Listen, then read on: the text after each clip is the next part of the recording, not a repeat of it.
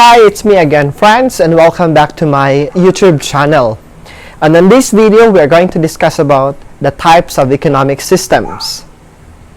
Societies have organized their resources in many different ways through history, deciding how to use available means to achieve individual and common ends. Now we are going to discuss each and every type of economic system. And let's start with Primitivism. In primitive agrarian societies, people tend to self-produce all of their needs and wants at the level of the household or tribe. Families and tribes would build their own dwellings, grow their own crops, hunt their own game, fashion their own clothes, bake their own bread, and etc.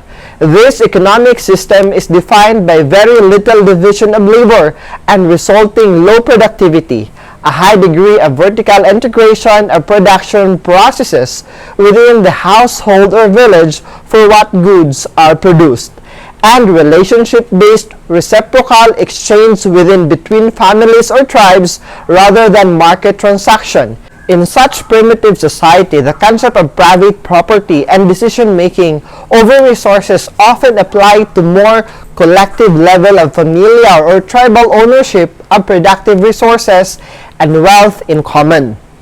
Another is the feudalism.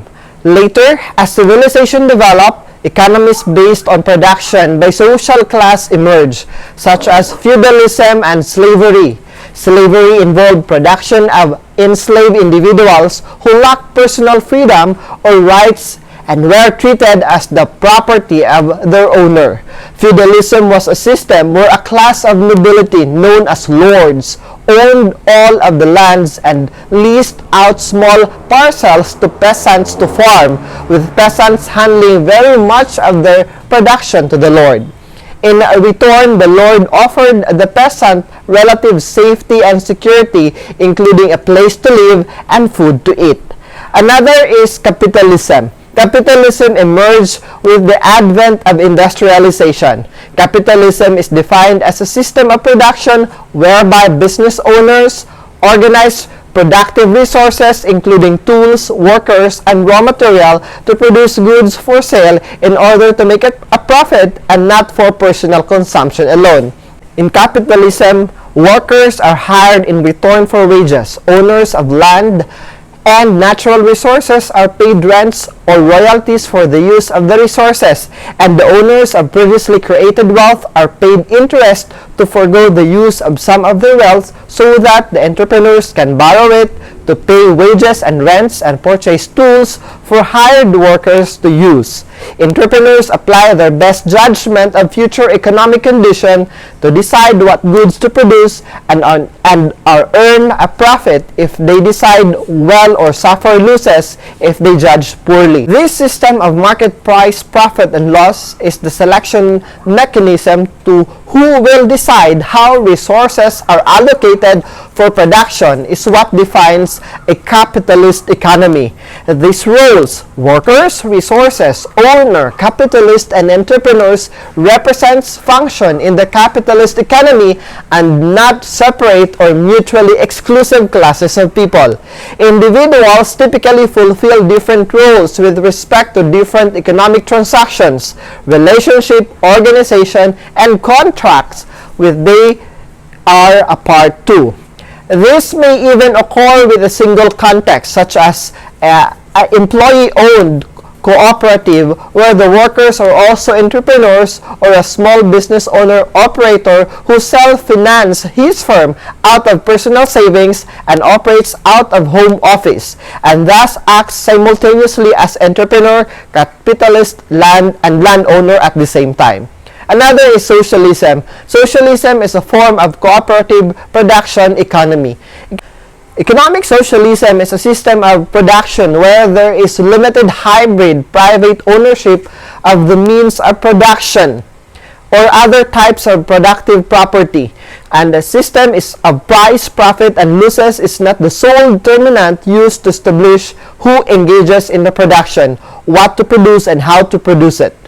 Production decisions are made through a collective decision-making process, and within the economy, some but not all economic functions are shared by all.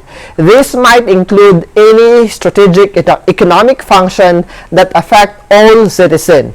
This would include public safety such as police, firemen, national defense resource allocation such as utilities, water and electric, education, and others.